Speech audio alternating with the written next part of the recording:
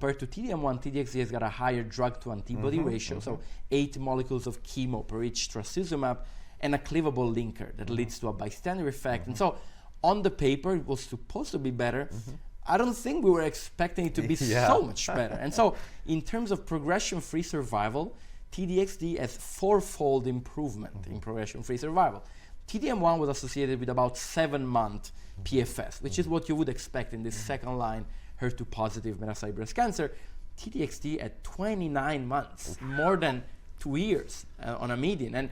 And so like, that kind of changed practice on the exact moment where Javier Cortez presented it.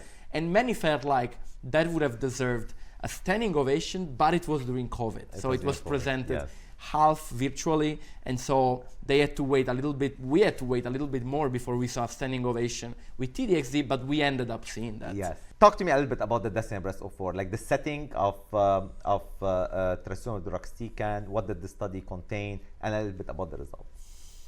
So yeah, as you mentioned, you know, TDXD after DB03 and after also DB01 in the beginning was an amazing drug for a small subset of patients with breast cancer, those with HER2 positive disease. We are talking of 15% of the patients, but in truth, the number is even lowering now because we are curing them early. We got so many good drugs that we see less and less recurrence in HER2 positive metastatic breast cancer. So we have something around 10 to 15% of the patients. So the idea was like, can the benefit of this drug, this very potent drug, be observed even beyond the canonical boundaries of HER2 positivity? Not 15%, but 50%, half of all the patients. And this is basically what DESTINY-Breast04 looked for.